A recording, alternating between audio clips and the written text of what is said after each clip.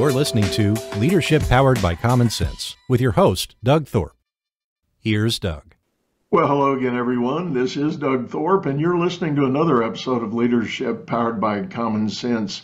My guest today is going to work with us and share a topic that is near and dear to my heart, something about self-awareness, self-purpose, and developing that solid sense so that you can be the as my friend John Maxwell calls, the reservoir, rather, that feeds a river, of impact in the world. My guest is a gentleman named Bill Dickinson. Bill, welcome to the show.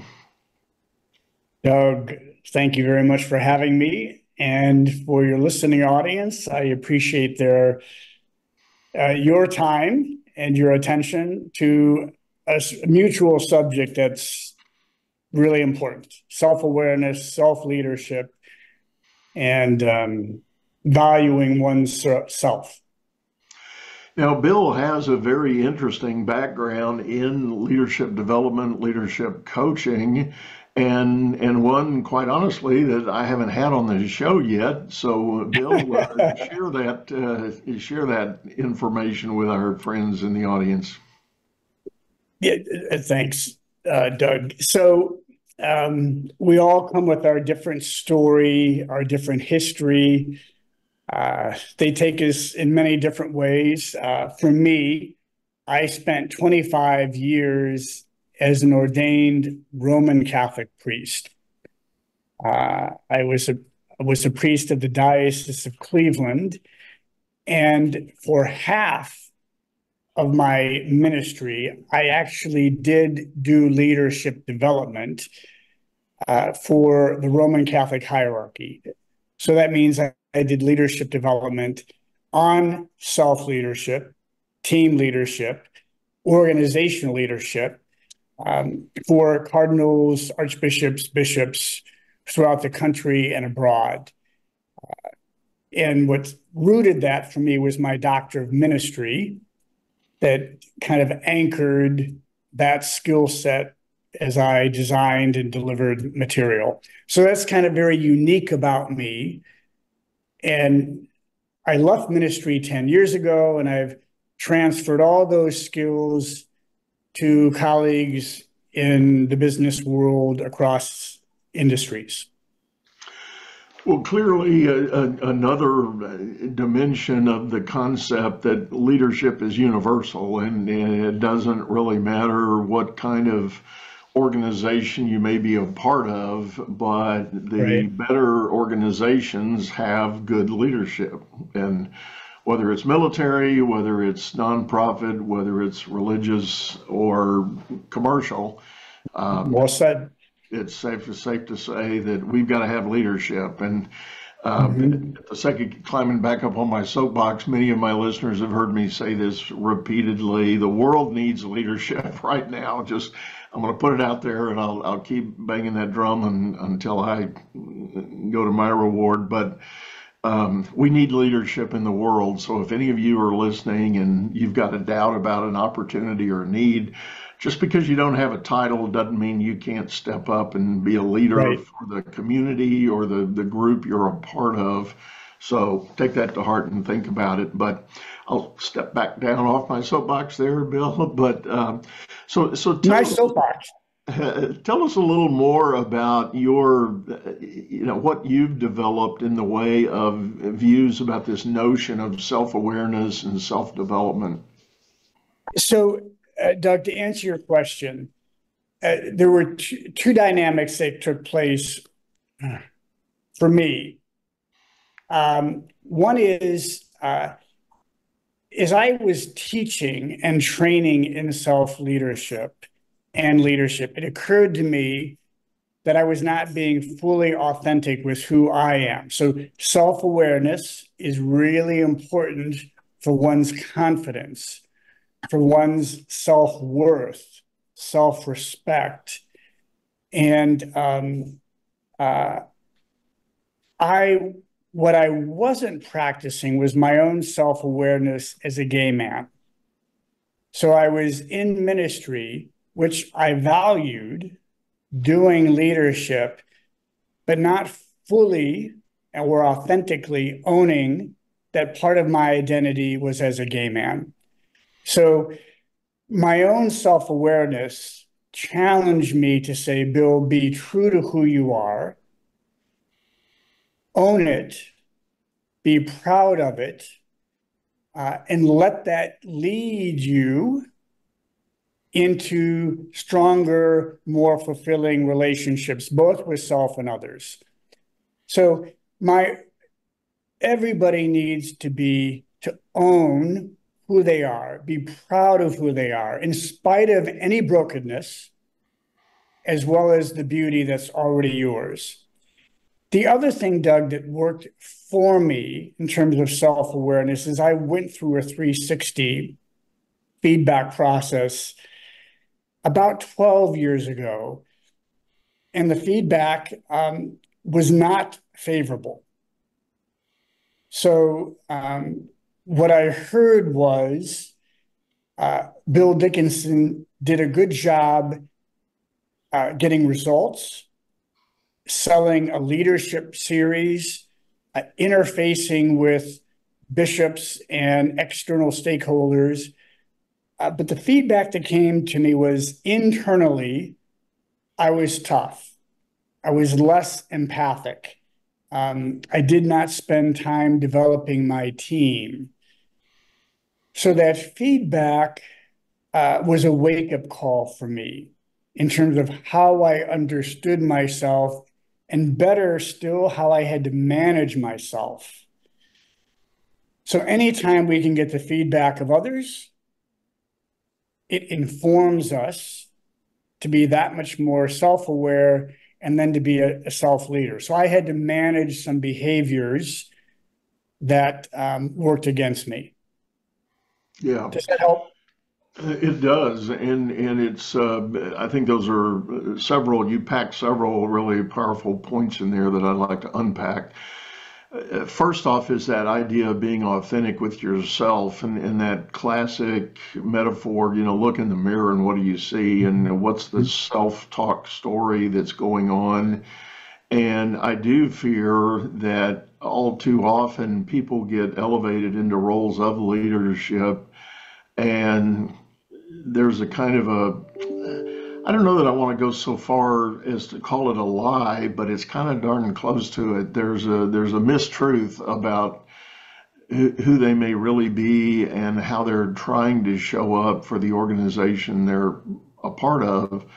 And if you don't have that authentic self showing up day by day, most people today have a pretty good BS meter. They're equipped with a pretty good meter for that, and it shows up one way or another. And conversely, if somebody is trying to show up in a leadership role overcompensating for their own sense of weakness or frailty or vulnerability, that too hits the BS meter. And we've got a lot of data now that's going on from employee focus groups and exit interviews and such that say, I just want my leader to be real. I want to be able to relate to them. I once did a long extended engagement with one of the major oil companies and had a chance to work with 45 or 50 of their executives as part of a team of other coaches that we were probably ultimately working with the whole top echelon of the company up to the C-suite. And there were surveys that were going on, and one of the dominant elements that came out of that survey was, without regard to level in the organization, everybody said, I wish my boss was more relatable.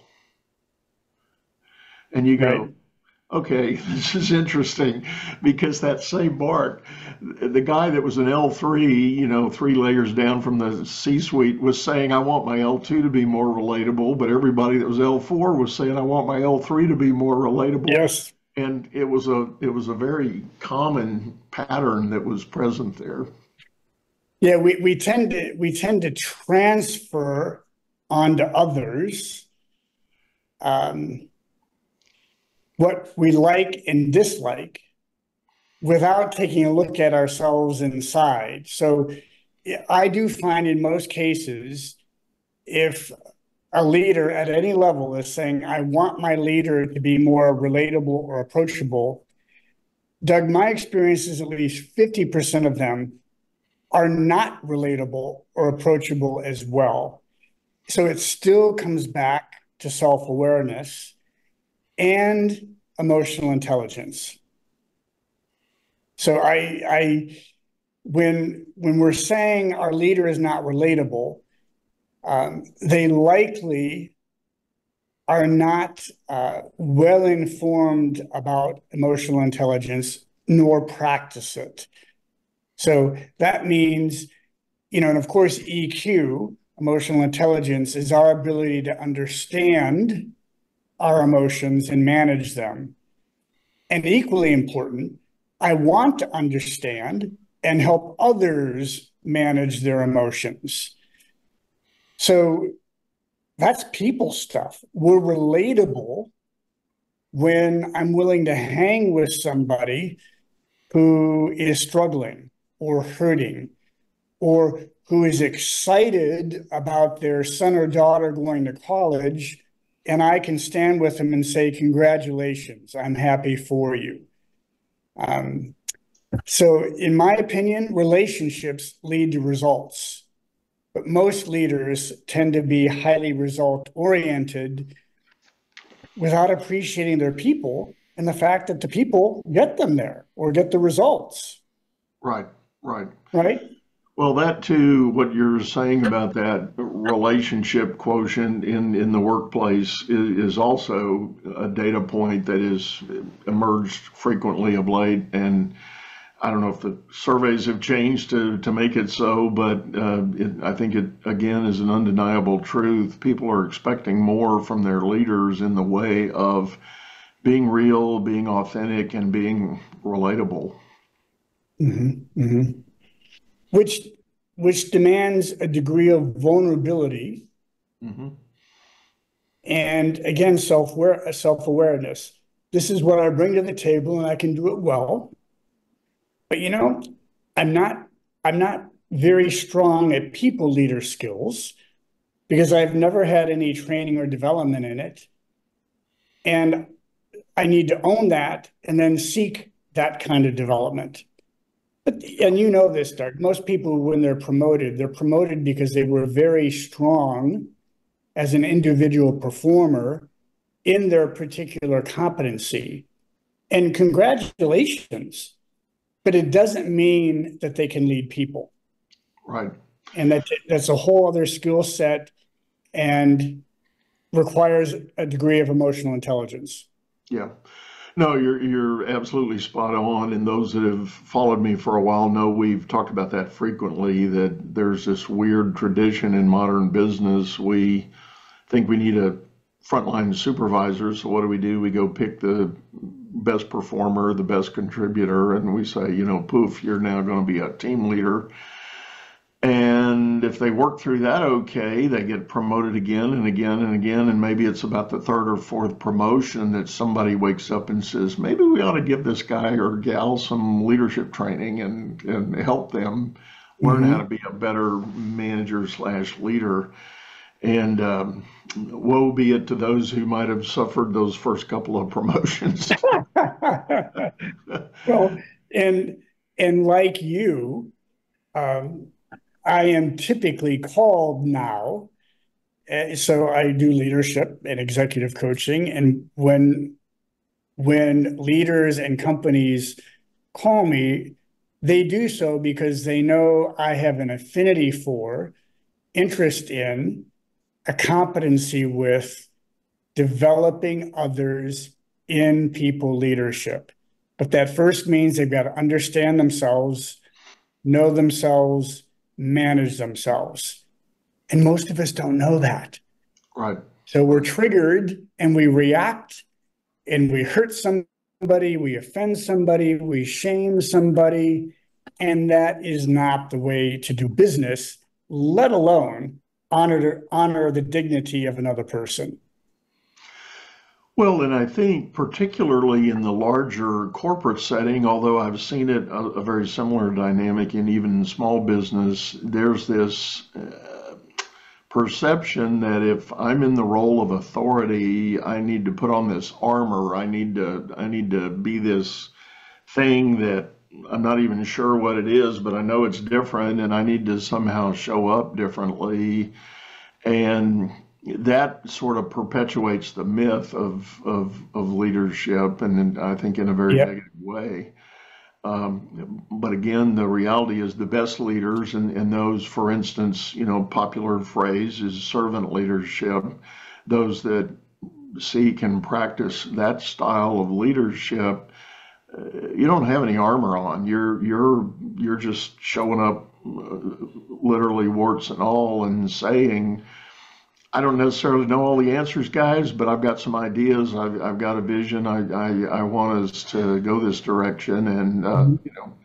I invite you to come follow me. But I'm going to help you get there. My role is to equip you and blow out the roadblocks as best I can, and let you be your best self. Well said. I, of course, being in ministry, I would have an affinity for servant leadership. But as I'm evolving, as I'd like to believe a thought leader, and as I experience people dynamics, I'm now using the phrase human-centered leadership. And I'm encouraging leaders to be mindful of the fact that their people reporting to them, collaborating with them, they come to work day in and day out with their own emotional stuff. And that emotional stuff cannot be siloed. Okay. As much as we might want to be professional at work, you can't silo emotions. You can manage emotions, but you can't silo them. So I'm saying to a leader, you want to understand how your folks are feeling, where they're coming from, their sense of well-being. Because if you can understand that, you can demonstrate some empathy. You can demonstrate some care. And once they know you have empathy and care, they're going to respond to you, perform for you, be vulnerable with you. You've got to support them. You've got to develop them. You've got to be sincere, but it's going to work in your favor. And quite frankly, leader, you've got your own emotional dirt that needs to be managed. Right. I agree with you totally. And usually when I'm working with my clients, when we start talking about this, I refer to the Maslow's hierarchy playbook that, according to Maslow, we have these levels of need and want in our existence. And, the very baseline need is that idea of survival and security. Am I warm, safe, and dry? Do I have food? Do I have water? And you go on up a few levels, and it's only near the top of Maslow's pyramid that we can talk about intuitive work and high performance. Mm-hmm. And there's, a literal psychology that applies there. When you're suffering down in the lower rungs of Maslow's hierarchy, you are literally in a fight or flight mode. The tigers are attacking your cave, and you've got to defend yourself. And what do the brain scientists say about fight or flight?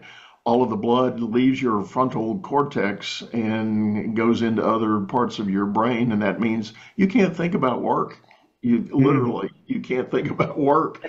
So to your point, if you're a leader in an organization and Joe or Sue show up and they don't seem to be their normal selves, don't just crack the whip harder. You need to lean in and say, you don't seem yourself today. Is there anything you want to share? Can I help you with anything? And what's going on? And it may come down to, you know what?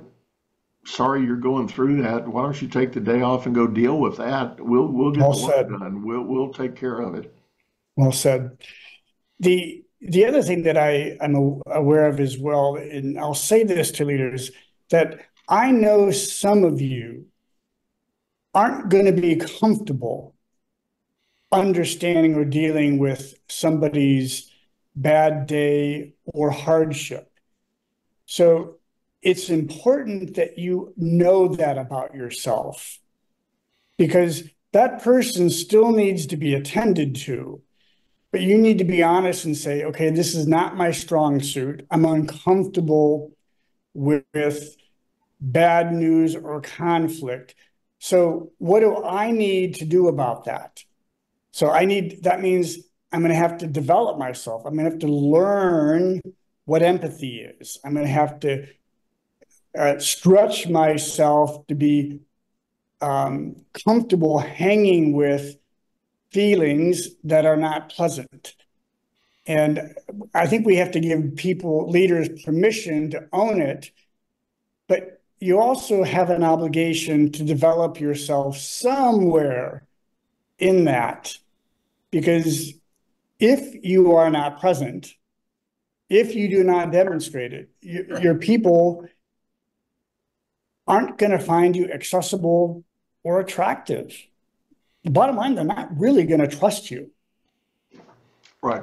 It does come down to that trust element. Well, shifting gears a little bit, we've touched near the topic, and I want to maybe get your take on it more specifically. The notion of the imposter syndrome, as someone is being promoted up and climbing up some sort of ladder, inevitably they'll hit a place. Maybe every one of the bumps on the path they hit it, but this fear and doubt creeps in and shows up as this so-called imposter syndrome. What say you about that phenomenon? Wow. Here's what I'm aware of, both through ministry, and I'd like to believe my own, if you will, commitment to others, is most of us have low self-esteems. Okay, we're hard on ourselves. We've had some hard knocks or some dysfunctions to overcome and manage. And so I think a lot of us have an opportunity to be kinder, to be more accepting, to spend some time evaluating the strengths and experiences that have made you resilient and courageous, and that have advanced careers or opportunities. So here's my point. Imposter syndrome is real. Many of us don't feel we have the capabilities to do that next role, that new next opportunity. But the more self-aware we are in what I can and cannot do, enables me to say, I'm going to keep that imposter at bay. I'm going to trust this leader or this coach or this friend who says, Bill, you can do this. You're responsible, you have discipline, you care about others, you have the technical expertise. So I'm going to check in with my larger audience when in doubt to help me appreciate, no, I probably do have some skills that I am not fully acknowledging. And if I don't, then I'm going to do something to develop them. Mm-hmm. But I want us to overcome, or at least understand, self-doubt is normal, but we overcome it. We want to overcome it. Yeah. Some thoughts on that? I use the analogy of mountain climbing, which I've never done. I've just read the books and watched the movies. But the principle that I pick up on is there are always anchor points that the climber's looking for. Sometimes they hammer in a peg in, into the rock, or they're looking for that crevasse that they can grab onto. But there's an anchor point.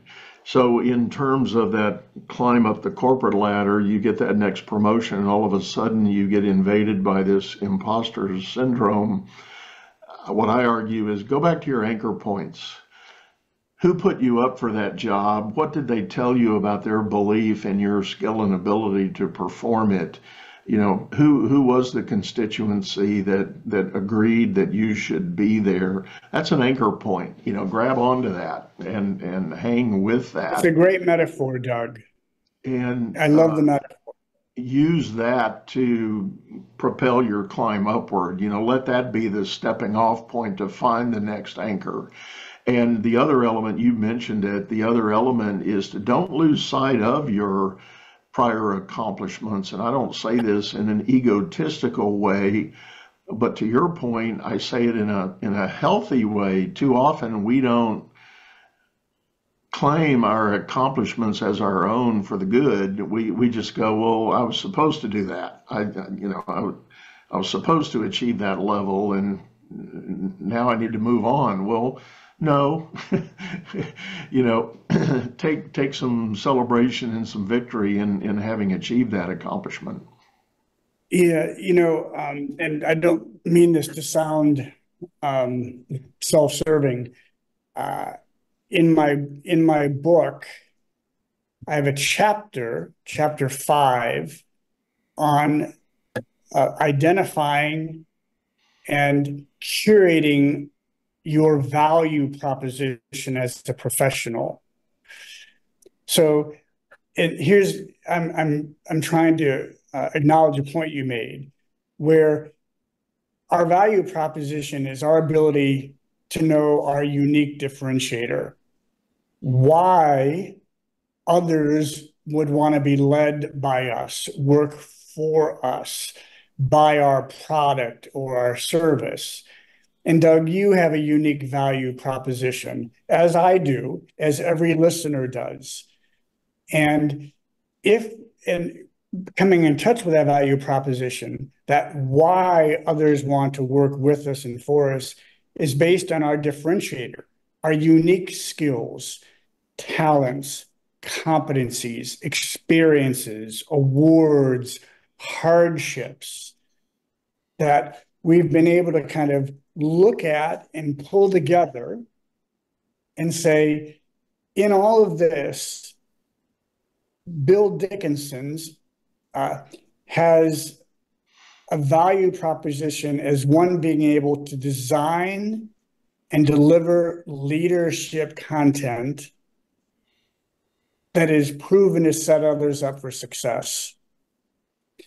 So we need to know our worth, our value, our differentiator in any role that we're in, for that contribution and confidence. We owe it to ourselves to know it. I like that. I think that's well said, and I think it is a definite word of encouragement in that, and that is ultimately the way. I tell the story. I had a client a couple of years ago who was a very high potential, very successful banker, and he had been tapped to be the heir apparent to a large part of the organization where the current leader was scheduled to retire, and there was a 2-year time horizon associated with all this. So the corporation made the decision to put my client in that kind of a deputy role for that 2-year period, to walk in the shadows side by side. Literally, they put their offices next to each other, and they lived out that 2 years. And then the day came, and I was still coaching the gentleman at the time. The day came for the older executive to pack his box and walk out the door and take his gold watch with him and all that good stuff. scraped the letters off the door, moved offices, put my guy's name up. And I happened to have had a call scheduled with him about 3 days after that event. And I could tell just when he got online, I could tell there was a shift and something was going on. And I said, "Are you okay? What's happening?" And he said, "Doug, I'm so glad we're having our call. You won't believe how overwhelmed I have become with imposter syndrome." I said, "You've got to be kidding me." I said, "You've been doing After this 2 years. You've been doing it for 2 years. You have literally been approving transactions in the capacity of the leader for 2 years." I said, "Has there been a new revelation about errors and fails in those prior transactions?" He said, "No, our numbers are off the chart. We're doing better than we've ever done." And I said, "And who did all that?" you know. And so we had an interesting discussion, but we had to go back to the anchor points and realize the mountain hadn't moved at all. Yeah, Nothing on the he just had to come in mountain. touch with some success and the numbers that don't lie and the credibility of the person he replaced. Mm-hmm. Yeah. So the point is, and I think it ties back to everything we've been saying, there's an incredibly human element in this thing we call leadership, both internally, the way we have our self-talk and treat ourselves, as well as the way we might show up for others. And as I frequently remind people, your leadership reputation doesn't happen in a giant event like a town hall or a big shareholder meeting or something. It happens moment by moment. Mm-hmm. And Right. the challenge is to ask yourself, how do you want to show up in the next moment? And which is also reflective of, one's brand. So, when we're in touch with how we want to show up, we're coming in touch with how we perceive ourselves and how others see and experience us.